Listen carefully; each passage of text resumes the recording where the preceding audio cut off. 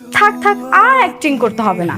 একবার শেহজাদের অ্যাক্টিং, একবার গোলামের। শেহজাদের অ্যাক্টিং তো ভালোই হচ্ছে তোমার। এইবার খেলা জমবে।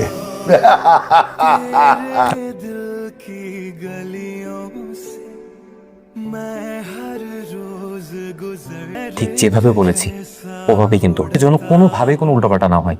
আমি শেহজাদ চৌধুরীর মতো অভিনয় করব। অভিনয় তোকে কি করতে বলছে? তুই অভিনয় করবি না, তুই জাস্ট ফিল কর তুই শেহজাদ চৌধুরী। ওকে, আমি শেহজাদ চৌধুরী, কোনো অভিনয় টভিনয় হবে না। খেলা তো মাত্র শুরু হলো। তুমি কি নিয়ে এত চিন্তা করছো? আমার নেক্সট টার্গেট স্বাস্থ্যমন্ত্রী। কেন, উনি কি করেছে? শহরের বিভিন্ন জায়গা থেকে সুস্থ শিশুদেরকে ধরে নিয়ে বিকলাঙ্গ করা, আর সেই বিকলাঙ্গ শিশুদের নিয়ে বিভিন্ন স্পটে ভিক্ষা করানো। আগে সুমনকে উদ্ধার করতে হবে। আর তোমাকে না বলেছিলাম যে স্বাস্থ্যমন্ত্রীর সাথে আমার একটা মিটিং ফিক্স করেছো? উনি তো অ্যাপয়েন্টমেন্টই দিচ্ছেন না। ওনার সাথে কখনো মোলাকাত হয়নি তো উনি আমাকে চেনে না, এবার টের পাবে। আরে ওই তো স্বাস্থ্যমন্ত্রী। স্যার কেমন আছেন? আল্লাহর মতো ভালো আছে। আমাদের দেশের সরকারি হাসপাতালগুলোর বেহাল দশা, চিকিৎসা সেবা পেতে ভোগান্তি পোহাতে হয় জনগণকে। একটা সময় ছিল যে লোকজন সড়ক পাচ্ছে। স্যার, যেহেতু আপনি একজন মন্ত্রী, আমাদের জনগণের প্রশ্ন, আপনি বা আপনার পরিবারের লোকজন কোথা থেকে চিকিৎসা নেন? আমরা জনগণের প্রতিনিধি হয়েছি, কিন্তু জনগণ থেকে।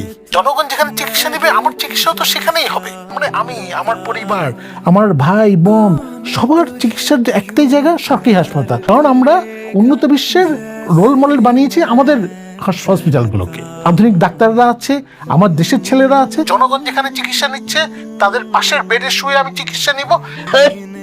স্যার আপনি ঠিক আছেন তো? আজকে অনুষ্ঠান থাকুক, যাই গাড়ি বের করে দাও। স্যার ডোন্ট ওয়ারি স্যার, আপনার কিছু হবে না স্যার। আমার মুখের উপরে কথা বলছেন। তো বেশি বকবক করতেছো কেন? ও তো বলছো আমার ফ্যান। ও তো শহর থেকে গ্রামের ভিতরে ঢুকতেছে স্যার। আরে চুপ করো তো।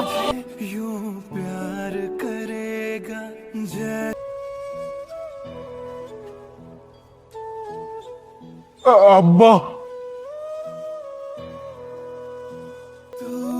তুমি কি আমাদের এই চিতাটাকে ভয় পাও? না বাবা, আমি একদমই ভয় পাই না। ডাক্তার তো আমাদের বন্ধুর মতো। এই চিতাটাও কিন্তু অনেক ভয়ঙ্কর। শুধু আমাদের পোষা বলে আমাদেরকে কিচ্ছু বলে না, কিন্তু শত্রুদের একদম কলিজা ছিঁড়ে খায়।